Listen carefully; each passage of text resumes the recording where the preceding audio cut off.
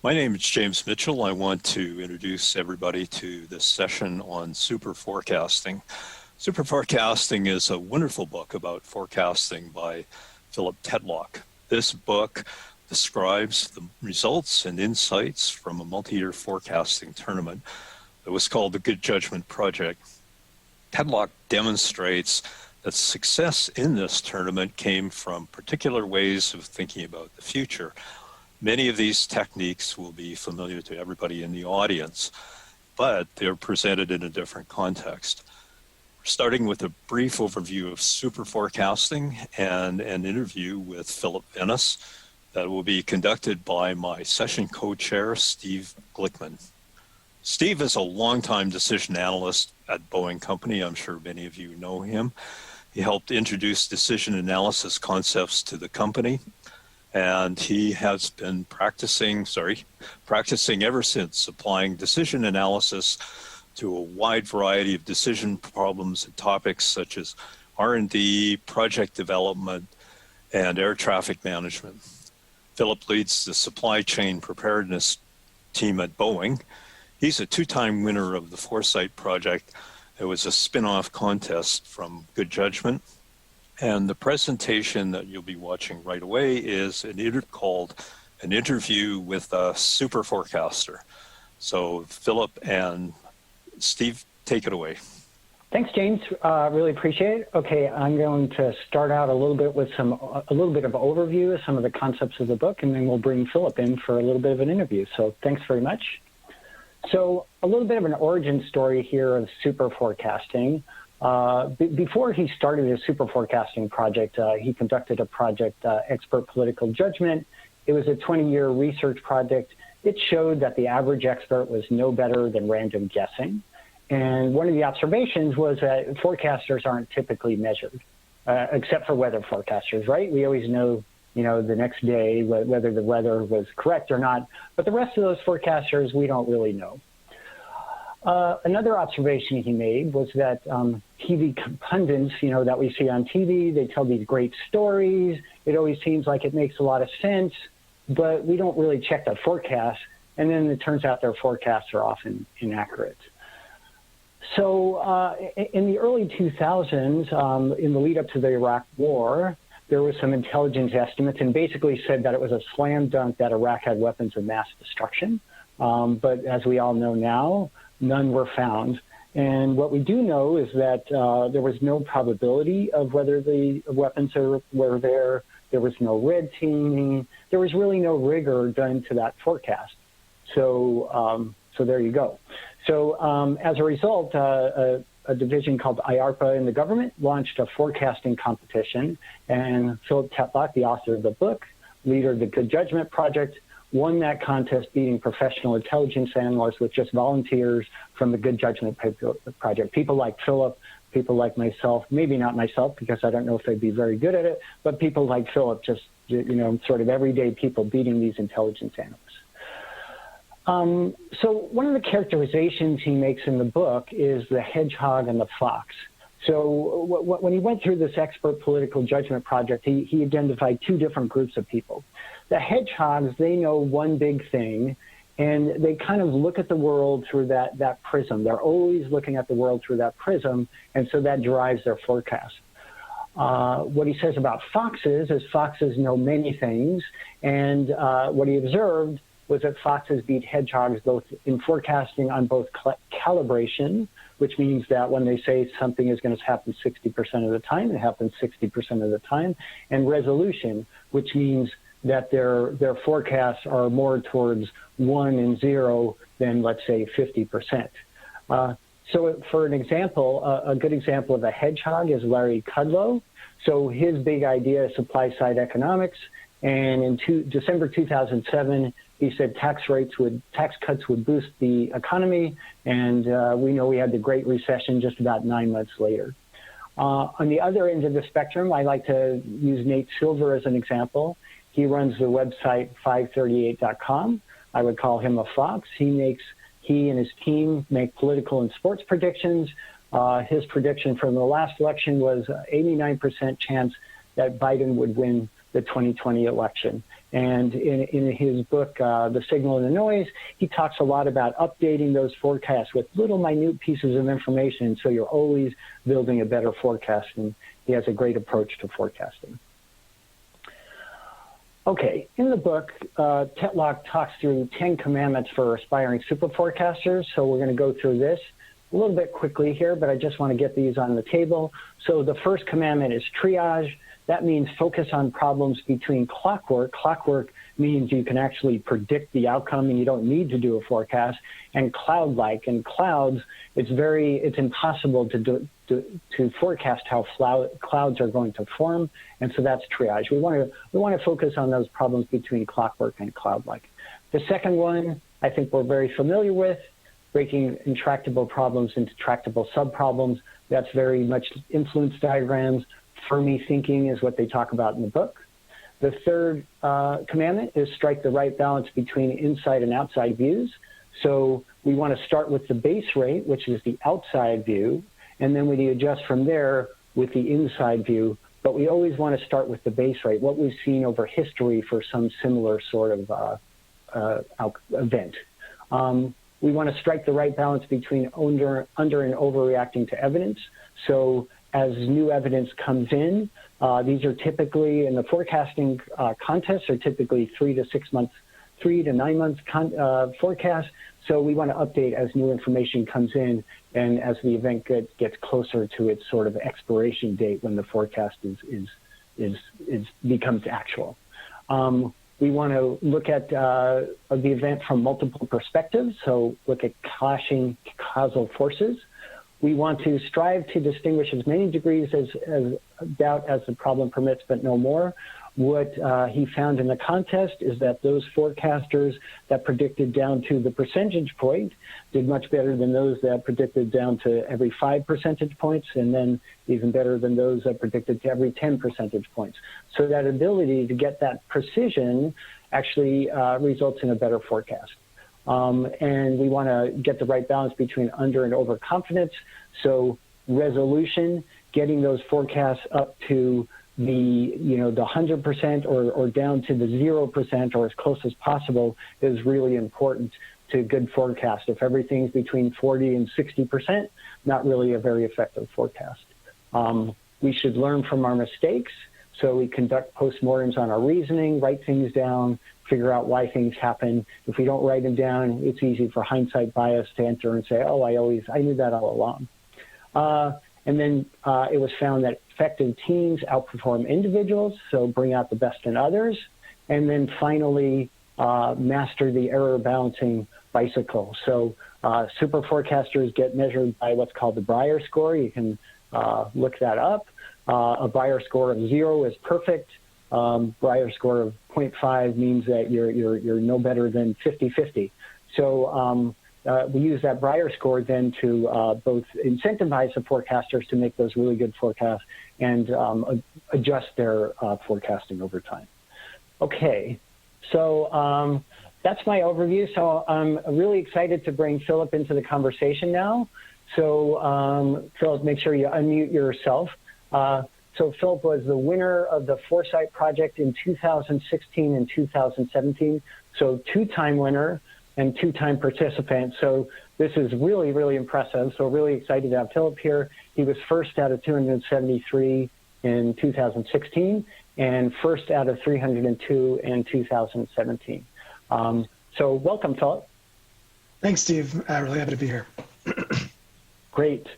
So yeah, I got a few questions. So let's talk about what drew you into the Foresight project in the first place.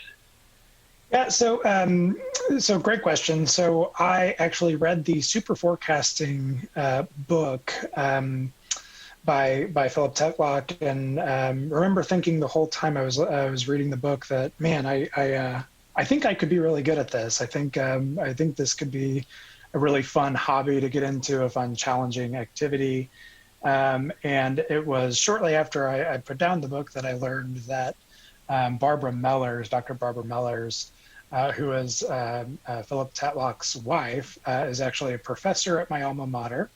And she was doing this Foresight project around that time, and I was very intrigued, and of course signed up, and was excited to test my skills at forecasting through this project, especially knowing what I knew from the super forecasting book. Cool. Okay. And I was going to put up this one slide. And so Philip and I talked a little bit about this slide, and these are the traits of a super forecaster. And I asked Philip, well, do you have all of these traits going in, or do you build some of these traits as a result of the contest? And it was kind of interesting. You shared with me that these were kind of innate traits for you. You felt that these were innate traits. And I will share that Philip is very humble. I had to ask him, how many people were participating in this contest, and so he didn't even. He had to volunteer that information after I asked him. So that's just an observation there. So one thing I was curious about was, like when you were growing up, was it, what are some things that you did that maybe kind of led you to be a good forecaster? What were some of your interests? Were you always making forecasts, or what? I don't know that I would call them forecasts in the sense that that we were doing for the forecasting tournament for the Foresight project. But I was very, very much into following Nate Silver's forecast very closely back in 2008, and actually I'm a big baseball fan, and I have been since like 1998. And I actually found Nate Silver through something called Pacoda, which is a baseball forecasting model that he developed, and I just fell in love with the whole idea, and have used it to make many of my friends upset in fantasy baseball leagues and fantasy football leagues. But so I would say just there are a lot of things that I would kind of do that, looking back, I think they activated the same kind of parts of my brain that the Foresight project and answering those questions did. I will say I think in some regards some of this is really helpful if you come into a forecasting tournament like this. And you're kind of a probabilistic thinker already, but a lot of these I kind of nurtured over time through the forecasting tournament, and I think it's kind of a mix. Like I think a lot of these I really identified with, and would say I have always identified with, but just to reassure folks that these are things that can be learned and nurtured and developed over time, I think, at least in my experience. Yeah, that's great. It's interesting. I'm a baseball fan too, and so I gravitated towards decision analysis because I like analyzing things, and so that's really interesting. The second question: how do you think you changed as far as your outlook in the world as a result of participating in the contest? Did anything kind of change the way you looked at things after you participated in the contest? So there's a few things that come to mind. One of the things is I'm much more, I think, willing to pursue learning about like things that I never would have thought I would have been interested in learning about. So one of the interesting things that emerges whenever you're participating in one of these tournaments is you'll get questions about things that you never, ever, ever thought you would care about or ever want to learn about. And there's something very, fascinating that happens whenever you start to look into those things that, you're looking into just, for the competition. I think, I feel less intimidated by things like that, first and foremost. I learned a lot about autonomous vehicle accidents in California through the super forecasting tournament, and I never thought I would care. But if I can learn about, the autonomous vehicle market circa 2016, 2017, learning about, you name it, it feels a lot less overwhelming, I think. The one that always comes to mind, and it's a term I've used frequently, is fuzzy language, or pundit speak, is another way of putting it. Things like significant or high risk, or there's a chance, or I could go on all day, but I now notice that everywhere, and more so than I did before the tournament, because the tournament kind of taught me to really dissect the words of the question and really dissect the meaning of the question, and and use that as a way to drill down into how to make an effective forecast. And then I just the other thing that I wrote down here is kind of knowing what kinds of questions can be forecasted effectively and which ones can't. I think I'm much better at that today. Just these tournaments are very, very fascinating, and the people that organize them are just really gifted at coming up with questions that are well structured, are can be forecasted, are not cloud-like or clock-like, and so it's just a very it's made me more aware of kind of the kinds of things that can be forecasted, and kind of what to look for, and what can be solved for in a predictive way, and what can't. Cool. So how have you found it useful on your job, and what are some of the challenges, do you think, of translating these commandments are to the work environment? So I think one of the things is I've been much more conscious about trying to, whenever I'm working in a team setting, trying to sharpen my teammates' language with regard to uncertainty. So I remember at one point, so my team deals with a lot of man-made hazards, natural disaster risk, and these are all kind of degrees of gray, where you need to have something in between. This is an emergency right now, and this is not something we need to worry about at all. And so I actually implemented a scoring kind of methodology, where basically if you come to me and you say something is very likely, the full team should know that means like over 85% likelihood that this is going to happen. Similar for likely to be over 65%. And I know they talk about some of these concepts in the book as well, but that's very, very helpful. I think a lot of people they have this knee-jerk reaction against, trying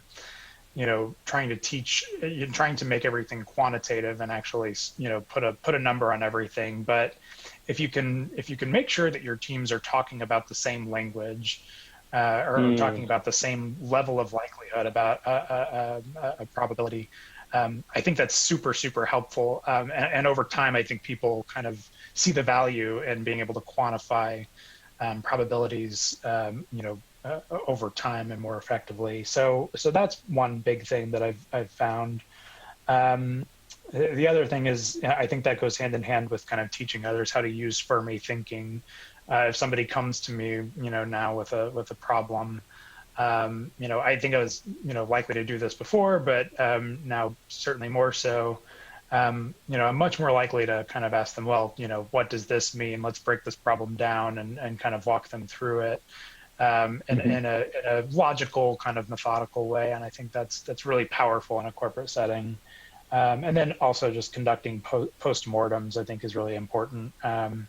It's not really a super forecasting concept necessarily, but the importance of taking notes and having something you can refer back to later, when you have time, I think is certainly very important. Now, in terms of challenges in pulling this off in a corporate setting, I have lots and lots of thoughts, but in the interest of time, I'll try to keep it short.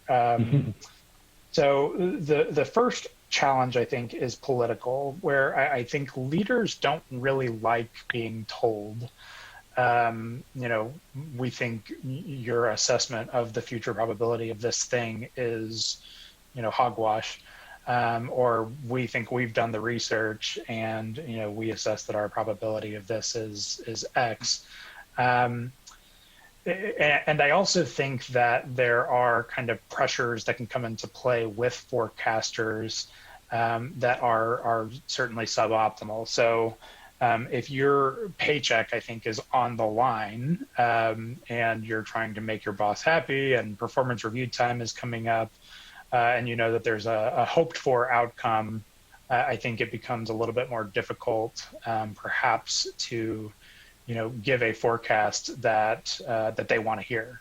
So and of course, confirmation bias, groupthink play into that, to be sure. I also think finding the sweet spot is a big challenge with forecasting.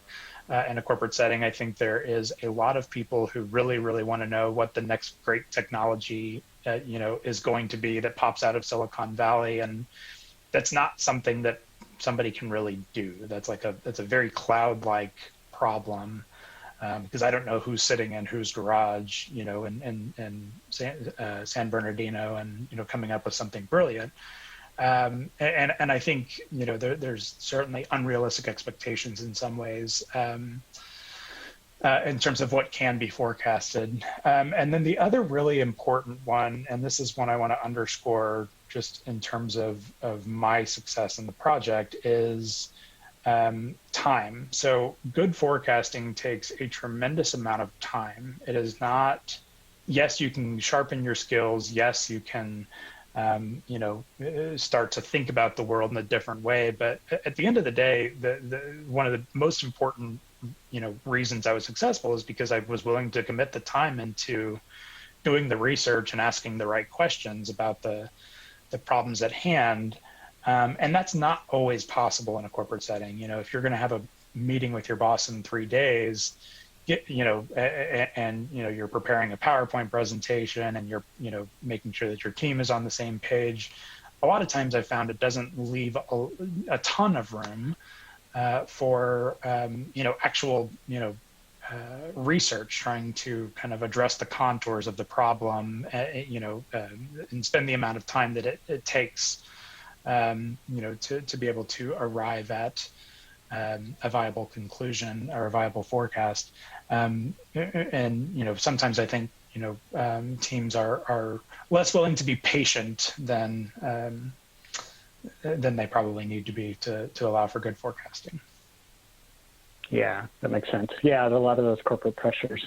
Yeah, we were talking about the base rate, and I started thinking about base rates a lot more after reading this book. So can you think of one? The book basically says we can find a lot more base rates than we think. And so can you think of one that you did where you had to be more creative to come up with that base rate for a forecast? Oh, man. So I thought a lot about this one, and I kept landing on, in terms of, what was the most creatively engaging problem, I think. A lot of them always seem to circle back to North Korea. There were a lot of North Korea questions that I found very, very, very interesting. And I certainly don't want to, call the regime there predictable, because they are not that. But I think there's this impression of them that basically, everything they do is just completely, out of left field. And sometimes, to be sure, that's true. But what I ended up finding, there were 3 different questions that were North Korea related that I ended up, having a really interesting time trying to unpack.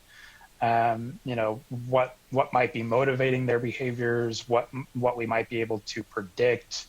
There was one where it was, will the government of North Korea approve the participation of Ryom Tae-uk and Kim Joo-sik in the pairs figure skating event at the 2018 Winter Olympics in Pyeongchang, South Korea? There was another one that was, will Donald Trump visit the DMZ?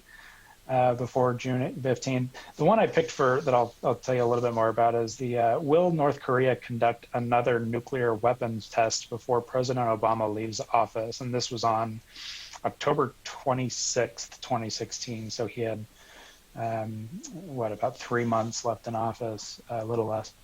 And this was a fascinating question because, nuclear tests don't happen every day. And, there's some people who think like attempted nuclear tests happen far more often than the ones we detect.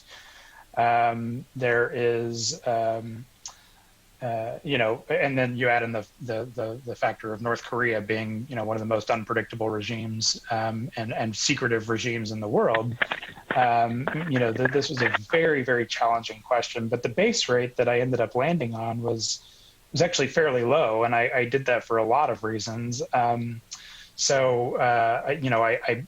at one point I got to the point where I was superimposing kind of nuclear development timelines, comparing them to Pakistan and South Africa and United States and China and the USSR, and finding kind of where are they different, where are their resources different, where are their motivations different, what are their results, how are their results different from kind of where these other regimes were at this point in time.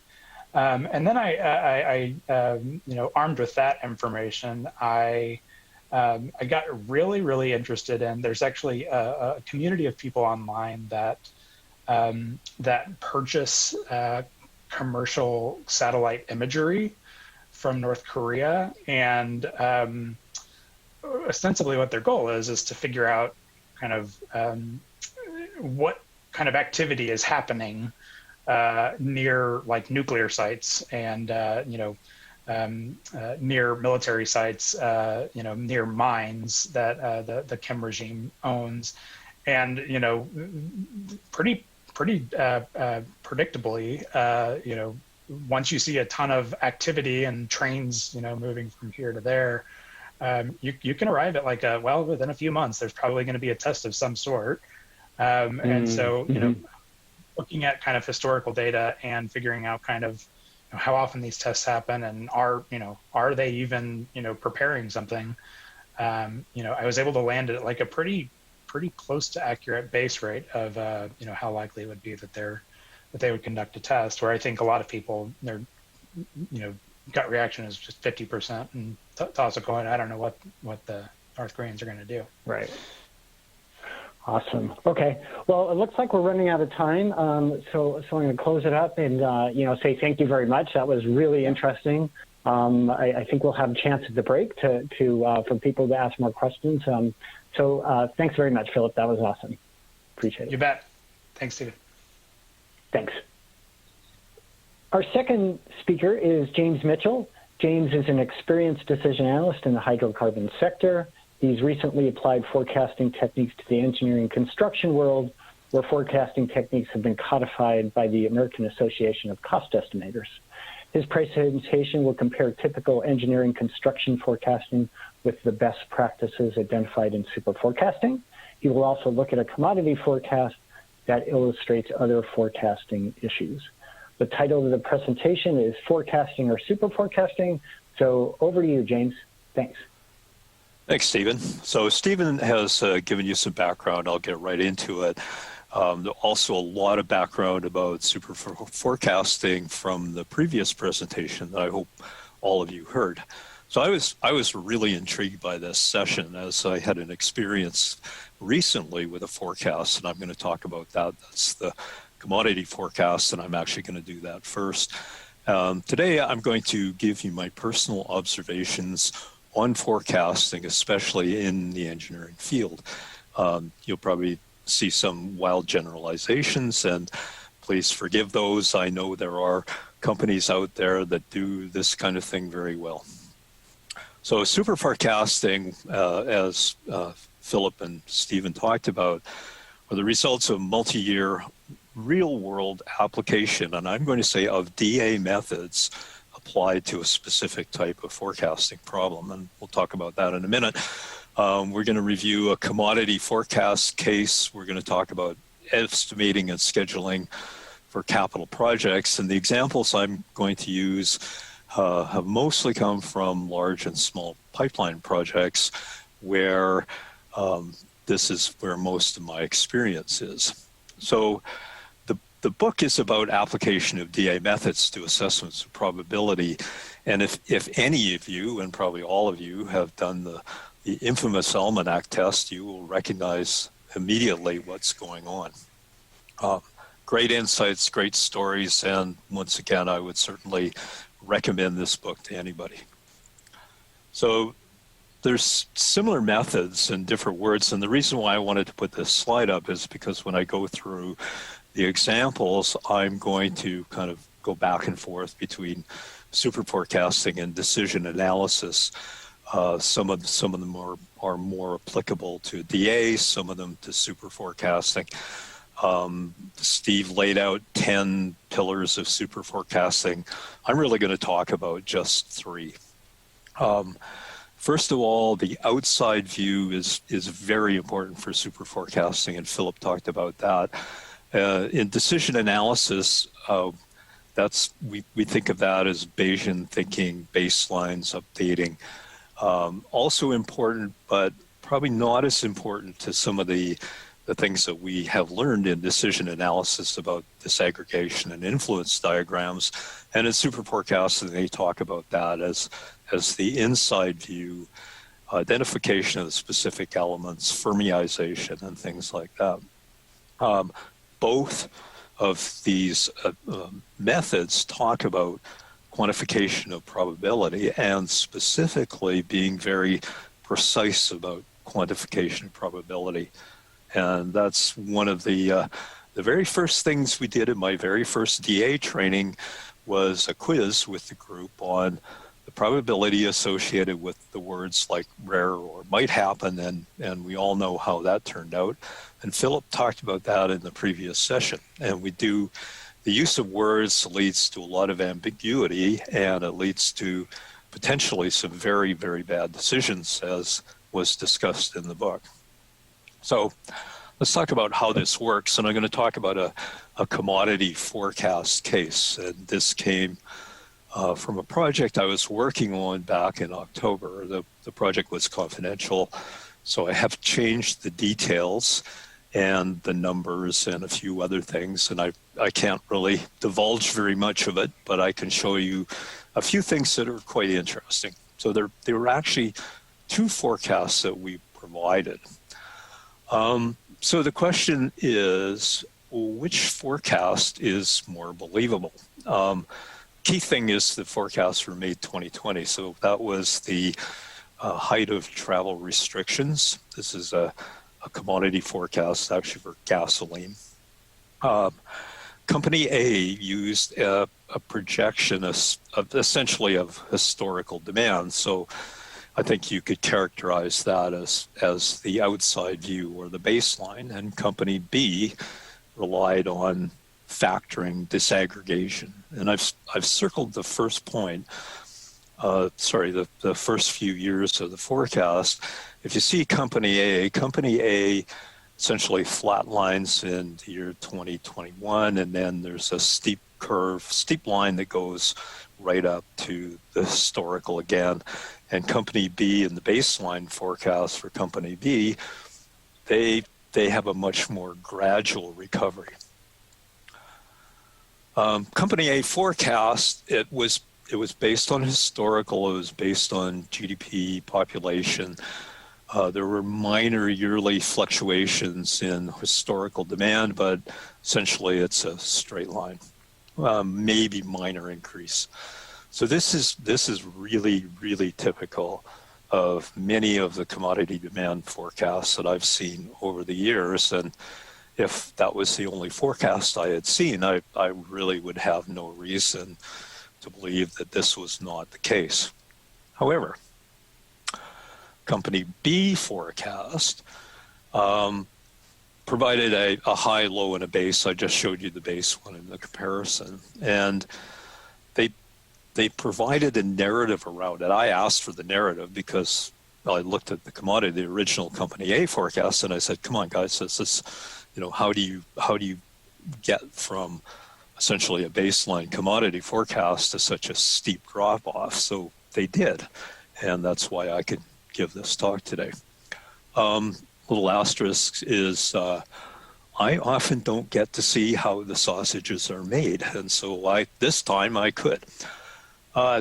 Company B provided a narrative, and like you heard in the last talk, this was a pundit-style narrative. It all of these quote cases hung together very, very well, and they were very compelling, and they were written very well.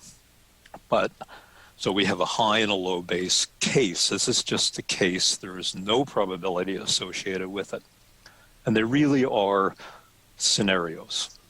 They're not a P1050-90 forecast as we would like to see. So what they did was they identified 4 key factors that were driving the reduction of demand, and I'll talk about those in a minute.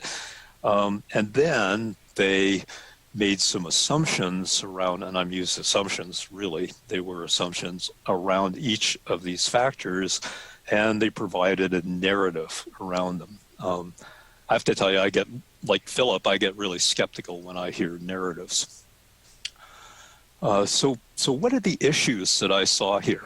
Well, first of all, looking at the narrative, the assumptions for 2 of the key forecasts were from sources that I'll call it self-serving bias. One was from it was the authority that was putting together a rapid transit system for this particular municipality, and they had a forecast of the reduction in automobile use in this municipality.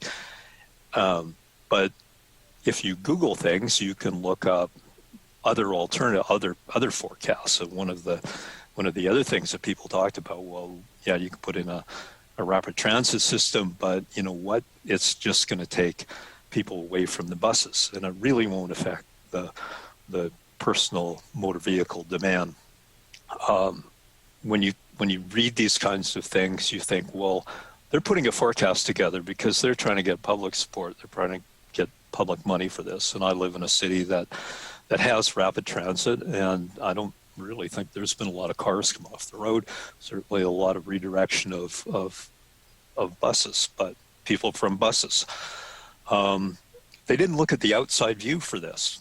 They didn't look at, what have other municipalities experienced. You put in a rapid transit system, what has happened? It was just really taking the forecast. So each of these cases is a scenario, and there was a compelling narrative around this scenario. The adjustments to create the input factors were essentially sensitivities. So we have, at the end of the day, you ended up with a high base, low forecast, but the problem was the way you factored the reduction in vehicle traffic was really plus something, minus something. And I also suspect, looking at the final results, is that they combined the factors, and it was really a conjunctive fallacy. If you combine a low probability event, multiply a low probability event by a low probability event by another low probability event, then you get a extremely improbable scenario. And personally, looking at how they did it, I think the low case is very, very, very improbable. So that's kind of my view of the thing. So both of these forecasts have quality issues. The forecast that Company A put together actually has a bit of a motivational bias, because a high forecast would imply a high value, and it's good for Company A. The forecast provided by Company C is illustrated by essentially the green, blue, and darker blue lines. Have conjunctions, and they also have bias. So both of them have quality issues. So what do you do with this? Well, looking at all the factors, my view, and this is my view because the project ended about here and we weren't able to carry on. So my view is the truth is somewhere in between, not out there somewhere. use another reference. So a couple of things you can do. This is really going past the evaluation, but I didn't want to leave you hanging with just something that says I don't really know what's going on. One of the typical ways that you can deal with these things, and often something that is recommended, especially in market kind of forecasts, is you average them. You take 5 forecasts of the market and you average that, and you're essentially using the wisdom of teams and multiple perspectives to get to a combined forecast. The other thing you can do, if you had time, was, and it might be possible in this case, would be to get the 2 groups together and agree. So all I did really here was I threw out the low and I used 50-50 weighting on the other ones, and I ended up with as an example, a high, base, and low, and it's really up to you how you want to weight these things. But you could get to something that does incorporate both the viewpoint of company A and the viewpoint of company B, which is something I think you want to do because they are different perspectives and they both have some validity. So I want to switch gears now to estimating and scheduling. This is in the engineering construction business, as Steve introduced. So once again, we have similar methods, but different words. So in super forecasting, inside view, estimating is really, really good at disaggregating into small work and material packages. This is really the fundamental element of how this is done. As Steve mentioned, the American Association of Cost Engineers sets standards and practice for cost estimating and schedule, and this is widely this is the Bible of how you do things in the industry. The critical difference here is that quantification of probability is often very, very not done, or when it's done, in my opinion, it is poorly done. And we'll talk about that as we get through some of the examples.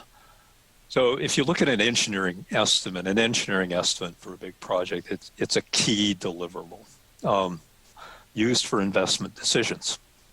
The class of estimate is correlated to the engineering effort. So as the effort and information increases, the class of estimate goes down. So when you're talking about a class 5 estimate, which is the highest level of uncertainty, then there's actually a defined range around it, which is kind of what Philip talked about in the previous session, which is there are words to define, or there are probability or uncertainties to define what a class means. So a class 5 estimate is asserted to be minus 50 plus 100. As an aside, never seen the minus 50, but I've certainly seen the plus 100 or more. So these classes are actually quite useful for communication. So if you're talking about a project, somebody could say, well, I've got a class 3 estimate on this project, and they have a number, and then there's a defined range around that. As the project proceeds, you get through, and eventually at construction complete, over time, you get to a class 1. So the project estimating, it progresses from a outside view to the inside view. When we're talking about feasibility studies, it's always benchmarking. It's always rules of thumb. It's always the outside view. And there are a number of heuristics that people use to do this. There's, in the pipeline world, it's a diameter inch mile. In big capital projects, there's capacity forecasting. There's a lot of things. And these are pretty good because they're based on a very, very large number of projects and tracking of costs associated with those projects. So as you progress through a project, the detail, though, gets added from the inside. And at the time of investment decisions, this is really based on a bottom-up forecast with I would say, minor adjustments, minor reference back to the original benchmark. And then as you get into the final case, then you're talking about project-specific costs. However, project cost and schedule are correlated, and as this is my famous Gary Larson slide, I try to use this in all my presentations. Time is money. If time increases, generally the cost increases, and it needs to be accounted for somewhere. So in my opinion, this is really where things break down, especially in the larger complex projects, because when the guys doing the cost estimating do the cost estimating, they're only marginally thinking about the schedule associated with this. Also, I'd like to go back a little bit on the estimating side. Philip talked a lot, not a lot, he talked at the end about the time pressure. And the people who do this work, the estimators, the schedulers, are typically under a huge amount of time pressure to get this kind of thing out. And, you know, they do a pretty good job, all things considered. So project schedules, it's also a key deliverable. The schedule level is related to what's called the work breakdown structure. And the levels increase essentially as you get more information. So level 1 schedule is a milestone. That is the project start, the investment, the project start, engineering finished, investment decision, start of construction, end of construction. Level 1, only one level. The interesting thing about project schedules is it doesn't have an assigned uncertainty range. All it has is a reference to the levels. And this is, so there isn't, unlike estimates, there isn't uncertainty.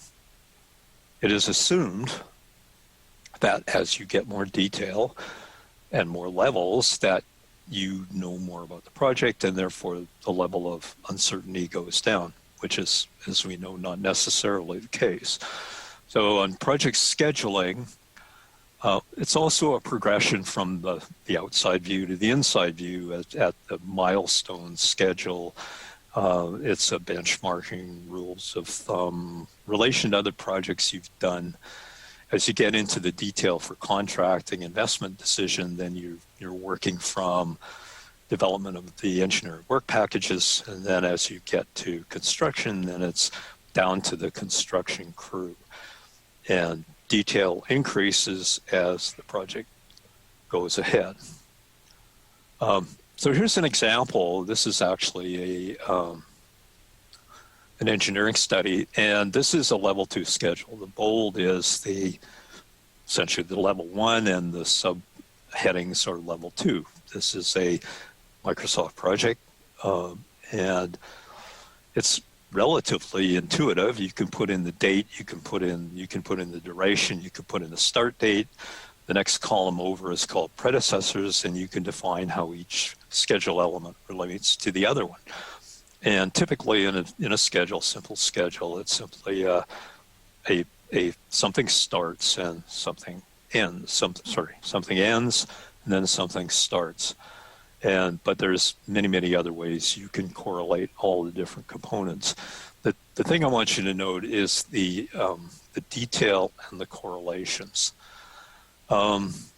So if you have this kind of detail, this is just a level 2 schedule, and we get into level 3 pretty quickly. A big, like a big capital project has a Primavera schedule that's 20, 30 pages long.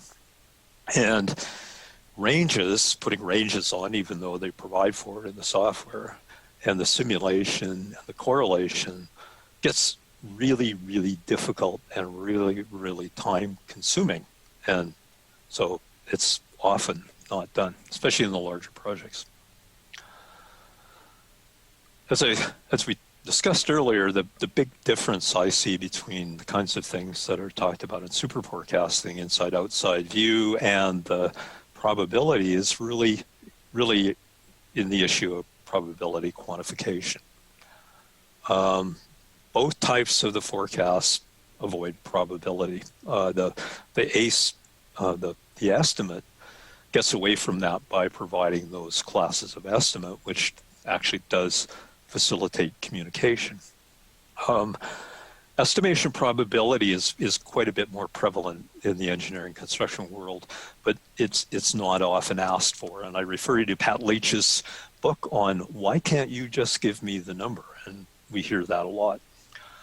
I would have to say that Monte Carlo simulations are still a black box, and range estimating, even when it's done, often is just sensitivity, although in the engineering construction world, everybody does know that a lot more things can go wrong than can go well. So even if it's sensitivity, it's usually, plus minus 20, plus 50. It's that kind, but not specific assessments.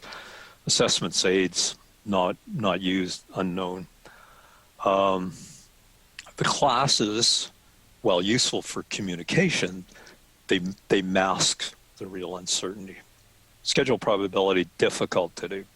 Even with the software, it's difficult to do. It's difficult to, and if it's done, it's sometimes difficult to believe.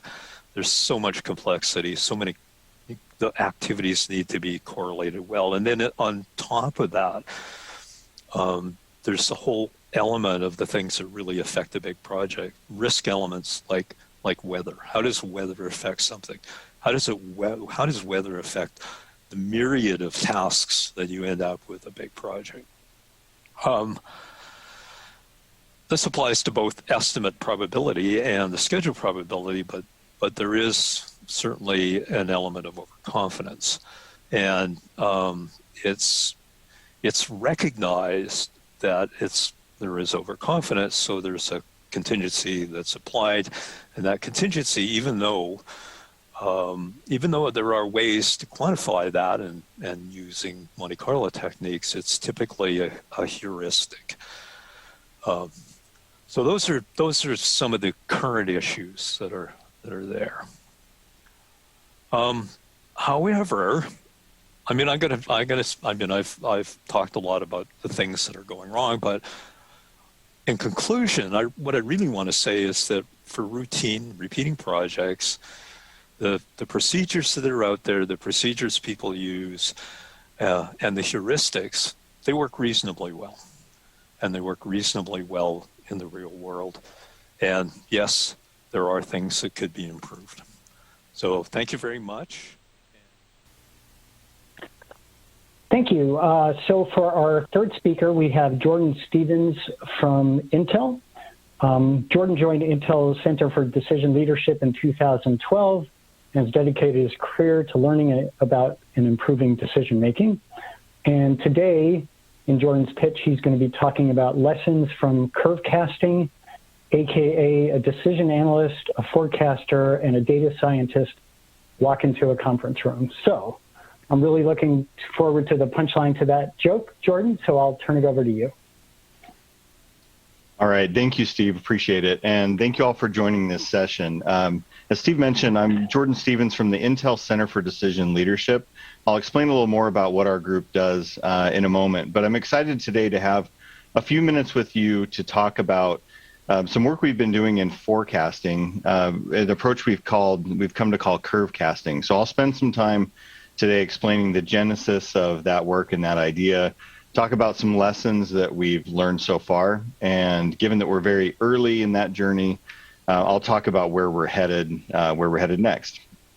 So before I jump in and get into the content, I do want to mention that on this journey, a couple of other people from my team have been co-leaders on this project and heavily involved. So Jennifer Harrington, Marcy Holler.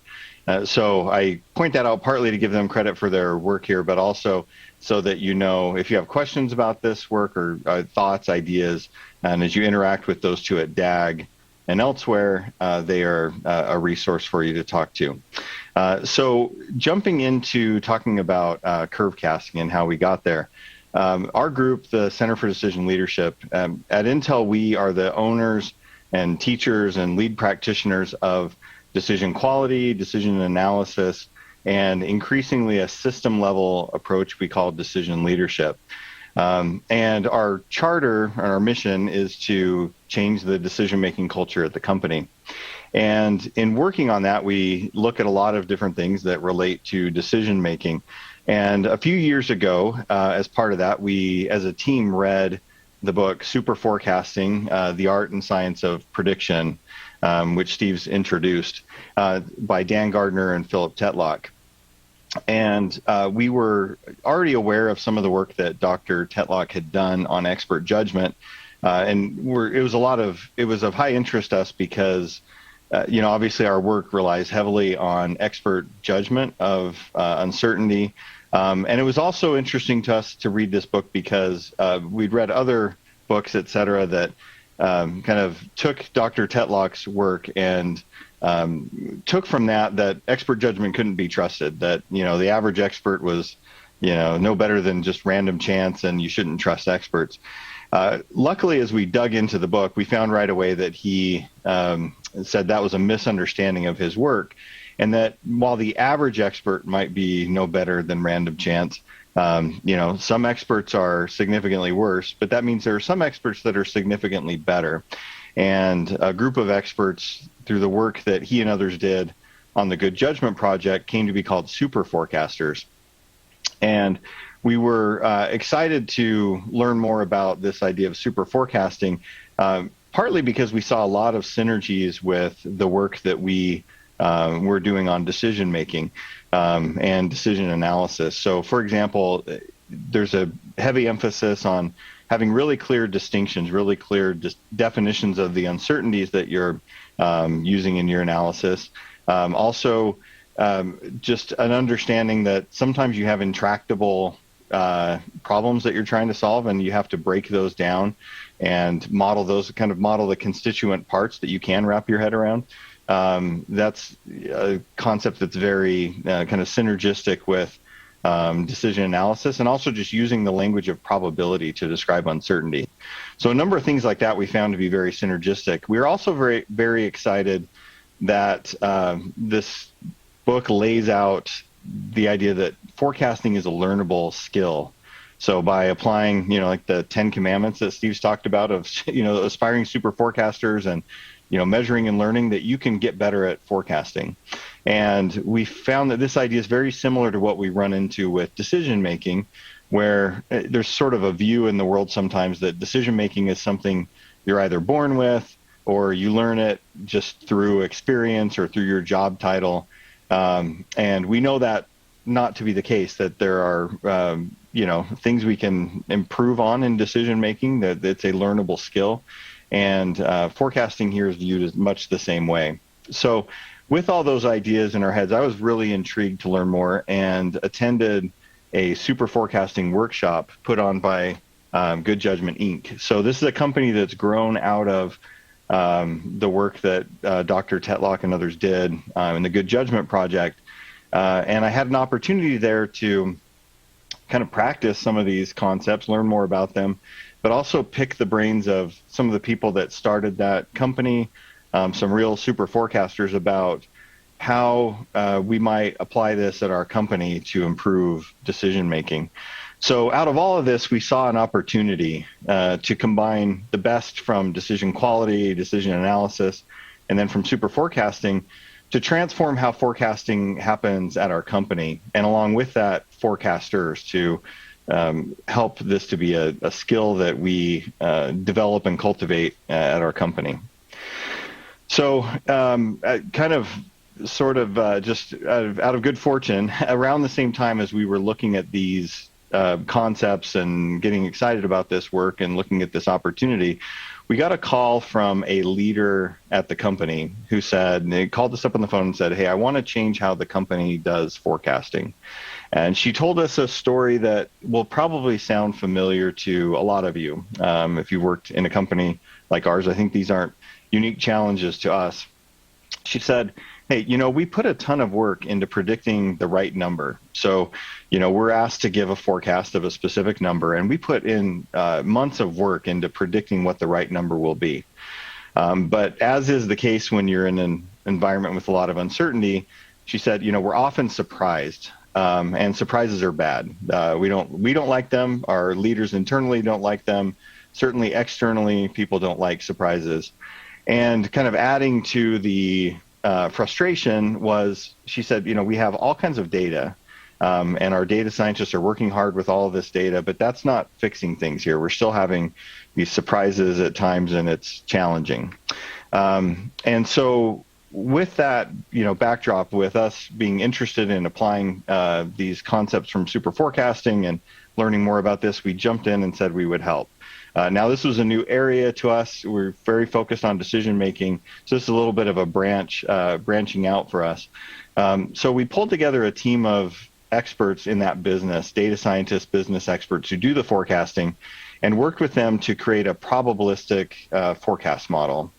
And in terms of building that model, the first sort of challenge that we had to tackle was, they said, hey, this is a big, complex thing that we're trying to forecast. And one of the big breakthroughs for this team was to recognize, and this is drawing on some of the concepts from super forecasting, that in order to forecast this kind of somewhat intractable thing, that we needed to break it down. So there's a concept in super forecasting called Fermiizing, which draws from Enrico Fermi, who, there's an anecdote in the book, talks about him, asking his class to estimate the number of piano tuners in Chicago, and kind of a somewhat intractable problem, but how by breaking that down, they could then calculate that number and, get pretty close.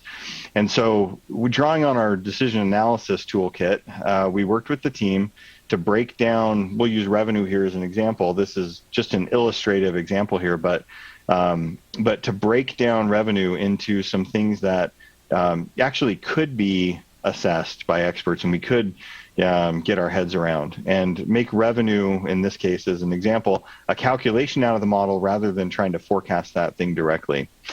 So this was a big breakthrough for the team, generated a lot of insight about the business that they didn't have before, but it also then brought on another question. So in order to get the business to use the output of the model, there were some questions management needed us to answer. So typically in a model like this, a probabilistic model, you get ranges, probabilities, you put those into the model, and let's say you run like a Monte Carlo simulation. The output of that model then is a range of outcomes, and we often show those in a cumulative probability distribution. So they're plotted on this chart, say it's revenue in this case. All the outcomes in the model from the model are plotted on this chart according to their magnitude here on the x-axis, and the chance of being at that outcome or lower here on the y-axis, the cumulative probability. So you end up with a range of outcomes with associated probabilities. And the question that we were getting from management and that the team needed to answer was, so if the output of this model is this probabilistic range, what's our forecast? And essentially they're saying, what's the number that I should use for my forecast? And in decision analysis terms, often if we have to pick a number here for this, we would, to represent this range of outcomes and probabilities, we'd use expected value. Expected value has some challenges in a forecasting space in terms of, if you have, for example, say one of these uncertainties in the model is a discrete uncertainty that could really, depending on, if it turns out one way, it makes the number really high. If it turns out another way, it makes the number really low. The expected value as a probability weighted average of those may not represent anything that could really happen in the real world. And so that wasn't necessarily the answer. So the question is, what do you do? So another breakthrough in our work with this team was to recognize that we needed to change the language to separate forecast and what we mean by forecast from what we'll call here targets, and separate forecast from targets in our thinking. And so we came up with this term curve casting in part to change the language of how we think about a forecast. So what we mean by curve casting means that the forecast is a probabilistic range. So if you have a cumulative probability distribution like this, here's just another illustrative example. If you have this cumulative probability distribution, the blue curve here, sometimes people will refer to this as an S-curve. So that's kind of where the curve casting name came from. But this is the forecast. These outcomes with their associated probabilities are the forecasts. And that change in language helps us to get away from thinking about, well, we're trying to predict the specific number. We're actually trying to look at the range of outcomes that could occur and how likely those are. Now, that only partly answers the question from management, because they still say, hey, there might be reasons why they want a target, maybe to kind of drive the business in a certain direction, or for planning purposes, or for reconciliation. They want some sort of a target. So the next sort of breakthrough that we had with this team was to set whatever targets needed to be set in light of the potential outcomes and their probabilities. So as an example, if we said, hey, there's an 85, the business wants something as a target that it has a high confidence that it can beat, and they define high confidence as 85% chance they beat it. We could set a target, or the business could set a target at 3 billion here in this example, which means that in this, reading it off of this chart, it means there's a 15% chance you're at 3 billion or less, and then conversely an 85% chance that you're going to be higher than that. And so you could set a target there. Now the business might say, hey, we want to set a stretch target, and we're going to set something higher. Say we only want a 30% chance that you'd be higher than this target. And if the business beats this target, then there's some bonus that kicks in. So if you could say, okay, let's set a target at 4.6 billion, where there's a 30% chance that you'd exceed that, 70% chance you'd be at or below that. You might set your stretch target at that number. So we're almost all the way there in answering the decision makers' questions. The last thing that we've run into is that often, along with those targets, for reconciliation purposes or planning purposes, they may want a specific scenario that ties to those targets. Now we know that if this is a run of say 5,000 5,000 scenarios out of a Monte Carlo simulation, there may be several or many scenarios that land around this 3 billion mark. So what do you use? So a further kind of insight that we had is we could use the tornado diagram that's underneath this cumulative probability distribution to help us describe some representative scenarios for those targets. So the way that we approach that, in this kind of fictitious tornado, there's these different uncertainties. We just labeled them uncertainty A, B, C, etc. So if you needed a scenario to kind of represent this 3 billion number for, say, reconciliation purposes, what we would recommend, or the way we've approached this with the business we've been helping, is to say, well, let's play around with this a little bit with this tornado. And what if we set uncertainty A and B both at their low, but leave everything else at its base? If that yields you a number around 3 billion, well, then let's use that as our scenario. A and B at their low and everything else at its base. And then for the 4.6 billion scenario, let's say that setting A and C at their high and leaving everything else at the base, let's say that gives you a number around 4.6 billion, then use that as your kind of representative scenario. And there's a little bit of trial and error here to find the right scenario, but we found that this has some advantages. Where we need a specific scenario to kind of represent a target, this helps the business focus on the most important or critical uncertainties driving the forecast and maybe not spend as much time thinking about the other ones, and can lead to a decision-focused conversation about what can we actually do to influence those specific uncertainties. And by the way, in terms of talking about these forecasts with management, we've been using a view very similar to this, with the S-curve or the cumulative distribution on the left and any specific targets called out, a tornado on the right, and tying those tying the tornado back to these specific scenarios. And we found that to be a good way to have that conversation with management about the forecast. Now, I should point out, for a crowd like this that is a very decision analysis, decision quality focused crowd with a lot of familiarity with that world, some surprises we've had in terms of maybe some not challenges necessarily, but added considerations that come along with doing probabilistic forecasting, things you might not think about if you're working through a decision analysis. So one of those is that when we're doing this very decision-focused work, when we're doing, say, decision analysis work, in terms of managing the complexity of the analysis, you have decisions as one of the kind of tools in your toolkit to help manage the complexity. So you can start as simple as possible, but no simpler. And as you're thinking about adding complexity to the model, you can ask, is this complexity going to help me to get better clarity about what the right alternative is? If not, then that added complexity may not be helpful. Similarly, you can say, hey, before I gather more information on a specific uncertainty, would that information change a decision? Does it have any value? And that's very helpful in managing the amount of complexity here, or the amount of additional information gathering you do. If you're in a forecast situation that's maybe not yet decision-centered, decision-focused, you have to be very disciplined about fighting complexity, because when you're trying to get the right number, when people have that mindset, it's always tempting to think that adding more detail will help you get to the right number, and you have to fight that. And so in the short term, we've just had to be as disciplined as we can with that concept of simple as possible, but no simpler. But longer term, we think this is a reason forecasts need to become more decision focused.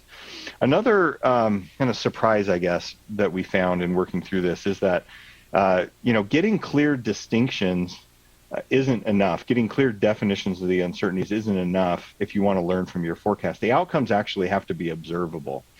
And this is always nice if the outcomes are observable, but you can make decisions, I would argue, in the absence of every outcome of the uncertainties in your model being observable. So an example just from my own life, I'm in the process of having a new house built, and we'll be moving there later this year. And one of the decisions we'll have to make, among many, is do we put in what kind of security system do we put in, or do we put in a security system? I was reading about security systems yesterday, and the article was saying that a lot of the value from a security system comes from deterring, potential robbers from breaking into your house, or even trying to break into your house, right? And so I was thinking about this, that, if I were building a model on something like that, or trying to work through that analysis in my head, one of the uncertainties I'd love to understand better is, how many times are people actually going to, look at my house and consider breaking in and then change their mind, or, just kind of drive on by. That'd be great to understand in understanding the value of a security system.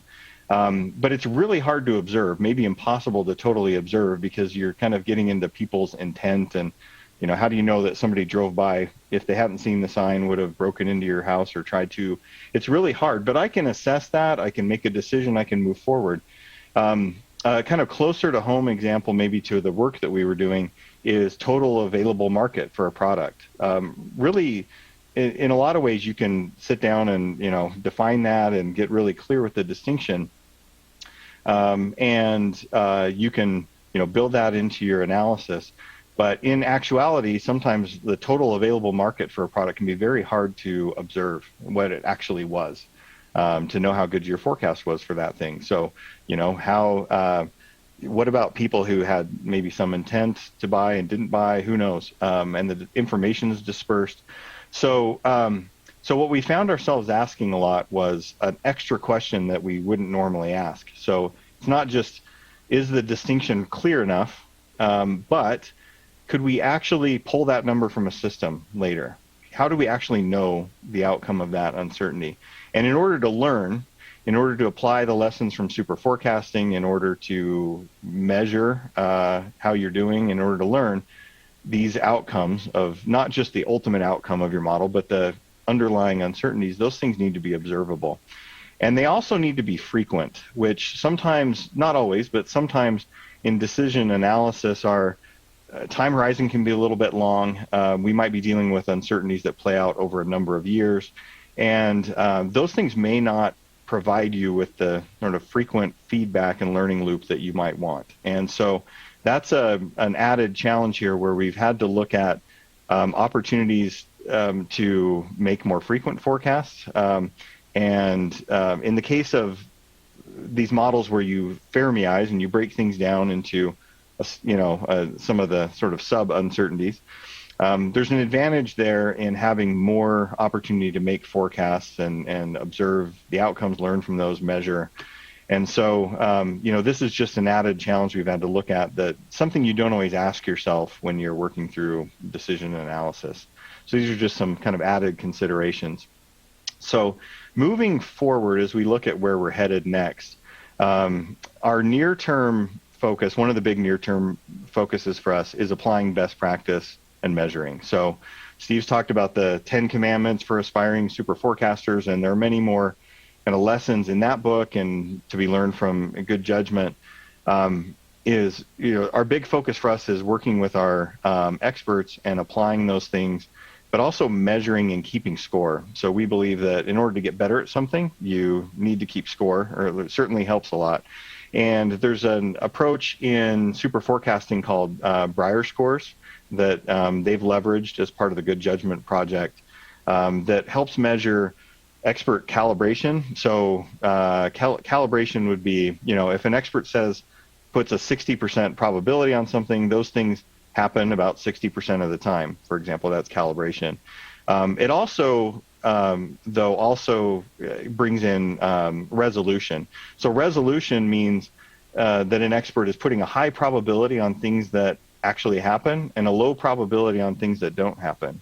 And if you're perfectly calibrated, perfect resolution, that you just kind of predict everything correctly at 100% all the time, you would have a Brier score of 0. That's the best you can do. If you're a reverse clairvoyant, you would have a Brier score of 2. And so that'd be hard to pull off, but it might be just as valuable if you knew they were a reverse clairvoyant, I guess. But this is a way for you to understand how well you're doing at forecasting. But also it's a comparative measure to understand if you're doing better over time. Are we getting better? And the people from Good Judgment talk about how the super forecasters chase those additional kind of Brier score points, kind of knocking their Brier scores down. And there's a kind of competitive environment there a little bit with the super forecasters of saying, even with themselves of, what can I do to drive that Brier score down? So there's a lot of real opportunity there we think, to not just make these forecasts and look at the overall outcome here, but to really keep track and learn from that. And so related to some of the discussion earlier, we also have a big focus right now on making these forecasts more decision focused, not just in terms of where we're pointing the forecast. So that, the forecasts themselves should be supporting and helping with decisions, but again, also with helping us to make decisions and take actions then that would influence the forecast in the direction we want it to go. And we think there's a lot of insight to be had there. As we've been doing this work and starting to kind of also do a little bit of this work with some other groups, we've had a lot of demand for this kind of a view. We found that decision makers, as they start to get a probabilistic view of their business or whatever they're working on, that there's a great deal of interest in seeing more of that. And we're a group that's focused on decision making, but we see a lot of opportunity to improve decision making and the culture of decision making at our company by making forecasting and our forecasters better. And so we're opportunistically and kind of in a targeted way, we have some specific areas where we're expanding application, which should also help us to improve curve casting, to get better at this and understand how we can make this approach better overall. And then the last thing I'll mention, kind of looping back to our data science friends. So we talked at the beginning, Steve asked sort of where the punchline was. So, we had this at the beginning of the project, we stepped into literally kind of at that point, I think we were still pre-COVID, we stepped into a conference room, but we had people that were data scientists, people that were business experts. And I think it was the data scientists, I think there's some real opportunity for them to provide a lot of value in helping improve the forecast by understanding by Fermiizing and understanding where the real kind of key uncertainties are, understanding where we can point our data science and our data scientists to better learn about some of those key uncertainties. And in super forecasting, Dr. Tetlock talks about that probably the best answer long term is some combination of really good human expert judgment and sort of the best of what the machines can do or what, data science can do for us. And so we're looking for opportunities to marry those things together rather than looking at it as a, kind of a competition between the human experts and the data scientists. So as mentioned, we're really early in this journey, and I'm excited to hear what questions or comments you have today, but also excited to continue to have this conversation as we learn more about curve casting and all the possibilities for that, and as we learn about applying all the lessons from super forecasting in our business. I'm excited to learn from, to share those things and also learn from those of you that are out working on forecasting, like I know Steve is, and share the lessons we're learning along the way. And I believe that ultimately, better forecasting, especially better probabilistic forecasting, creates an environment where we can improve decision-making and the decision-making cultures in our organizations. And I think there's a lot of synergies and opportunities, so we look forward to that conversation. So thank you, and look forward to talking more.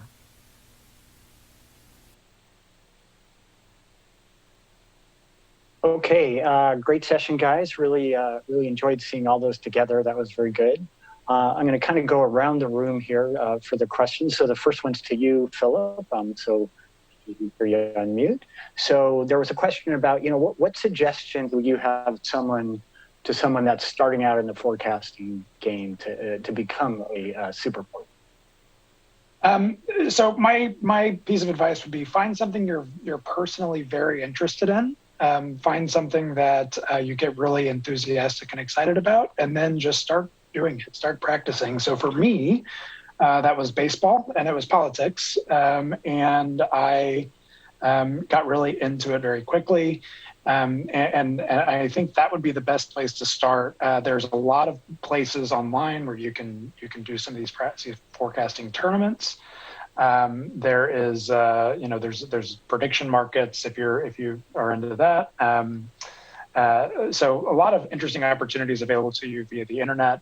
I would also say, I think kind of in a corporate setting, there is generally a lot of impetus to not overthink things. And I think everybody will be very surprised to hear me say that I have heard that many a time. Phil, don't overthink this, don't overthink that. That doesn't really work in super forecasting. That doesn't really work in forecasting tournaments. You have to take the steps to actually ask all of the questions that you feel like you need to ask, remove as much of the uncertainty as you feel you can. And over time, you'll get much better at that. So those are the things that came top to mind whenever I saw that question. Great, thanks. Okay, James, over to you. So you talked about the Monte Carlo simulation being a black box. Can you elaborate more what you meant by that? Make sure you go off mute. Make sure you go off mute, James. You got to come off mute. James, you got to come off mute. Okay, here we go. To quickly add to Philip, goodjudgment.com, I think, still has tournaments you can participate in just for fun. But to answer the question, that's really my perception of how the industry as a whole still sees Monte Carlo. I've had lots of opportunity to interact with people, and they ask the same kind of questions about Monte Carlo that I was asked, 10, 20 years ago. So for them, it's kind of this mystical thing you do, and it creates these curves, and, it takes, the big question always is, well, what kind of distributions should I use? And, and you have to tell them, well, that's important, but what's more important is what you put into it. And so, like I say, it is largely, except for a few people, is still a black box. That makes sense to me. Okay, thanks very much, James. Okay, Jordan, there's a great question here. By nature, there are a lot of long-term projects. It takes a long time to wait to see the outcome from the initial forecast that supports the decision. So what are the ways to improve forecasts without that immediate feedback when you have that long time horizon? Yeah, I mean, it's a great question, one I've been chewing on a lot. So I don't know that I have the definitive answer for how you do that, but I have a couple of thoughts. So one thought is, I think there's some parallels here to what we teach and preach and practice with decision making. That with decision making, we can't control the outcome, but we can control how we approach the decision, and the way in which we decide, and the kinds of things we can consider. And when we look at, for example, the 10 Commandments or super forecasters or other best practices, things that Philip just talked about in terms of putting in the time, et cetera, those are all things we can control and do, and we can draw on best practice in the way we approach forecasting and teach that. The other thought that I had, I asked a similar question. I mentioned, I mentioned I attended this workshop, but the people that were there some of them were super forecasters, some of the people that run Good Judgment. And I asked this question about, how do you learn and get better when you're in that sort of an environment? And the answer was practice, practice, just make forecasts, get feedback. And so I think part of this is we have to start in the same way we talk about decision making is something you can learn. Forecasting is a learnable skill. It's not about necessarily what job title you have right now, or obviously you need some expertise maybe coming in, or maybe you don't, maybe that hurts you sometimes. But forecasting itself is a learnable skill that you can practice and apply to all kinds of things. And so we can focus on that. Even if we're forecasting long-term things, we can get better as forecasters, forecasting more short-term things and learning about those and applying those skills in that area. So I'd be interested to know what Philip would say about that. I don't know if I can kick it to Philip, but it's, I think it's a question I've been grappling with. Yeah, go ahead, Philip. Yeah. So you mean with regard to getting feedback on your forecasts? I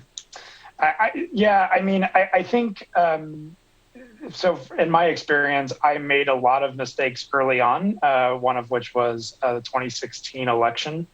I think all of us kind of had that wrong to some extent, but I made I failed quickly, I failed fast, and I learned a lot when I did. And kind of, I don't know, it's hard to describe, but there's this feeling that I get now whenever I feel like I have enough confidence that I've arrived at the right answer, or something approaching the right answer, and it's hard to quite express, but I know what it looks like whenever I feel like I've done my research and gotten to the point where, I feel pretty comfortable here now today. That's not something that I got overnight. That's not something that it's taken a lot of time to arrive at that. So anyway, thoughts that came to mind. Yeah, that's interesting. I'll just throw in there, I've been studying sort of neuroplasticity and neurons and things like that. And so you're actually getting like a brain alignment that you get this feeling when you're getting there, it sounds like. And so through that practice, what that feeling is. That's great. Yep. We only have a couple of minutes left. So just a quick question, AI, machine learning, and super forecasting. I'll throw it out to all of you guys. We'll start with Philip. What's your we'll make it like 20, 30 seconds. What's your thoughts about that and super forecasting? Do we still need super forecasting? Yes. Computers can't Fermiize. At least I have not seen one that can. And certainly more importantly, AI is a black box. At least today it is. There's very few AI, capabilities that can show you kind of why they arrived at the answer they did in a way that you can understand. So very hard to do postmortems when you can't talk to the computer about what went wrong or what went right. So anyway, I think we will need super forecasters for some time. Great. James? I think for, certainly a component of in my business, understanding the baseline, using data mining techniques, a little bit of AI to create better baselines for project costs, project schedule, and creating those on a more robust and general basis, that certainly would help.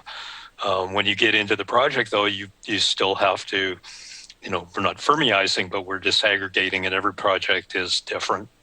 And there's a lot of computer applications already, but you still need the people to do it. Yeah. Okay. Jordan, you're going to close this out. Any last thoughts? Yeah, so I'm just excited about the possibilities here for our field, because I think there are so many synergies in the approaches and ways of thinking, and so I hope this is the beginning of a conversation here about how we draw on all this great work that's happening and all these best practices from super forecasting to help make what we do with decision making better. And I think it can run the other way. That when I went to that workshop with the good judgment, they closed it out by saying you should be asking questions that are related to a decision you're trying to make. That good questions are ones that are focused around decision making and decisions. So I think there's a lot of synergy, and I'm excited for where this can go. Okay, great. Thanks, Jordan. Okay, we're going to head to our breakout rooms. Thanks to you all, and we'll see you in the breakout rooms. Thank you. Thank you. All right, thank you. Heading to the breakout rooms for both the super forecasting, session 8, and the sustainability, session 9. There are 3 rooms there. You meet the speakers and interact directly. These are the last breakouts of the day. Want to remind everybody that the archive will be up the next week of all 3 days of the SDP DAAG conference.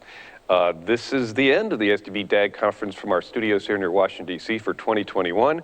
However, the DAAG Production Committee is planning to hold a hybrid event next year for 2022, and that event will be held somewhere here in the D.C. area. This event will be simultaneously webcast to attendees that cannot go to D.C. to attend. So that'll be a hybrid webcast and in-person event next year. More information on that to be announced. From our studios here near Washington, D.C., we want to thank everybody for joining us over the last 3 days for some excellent presentations. And again, the archive will be up next week. I'm Dave Gardy for SDP DAAG 2021. Thanks for joining us.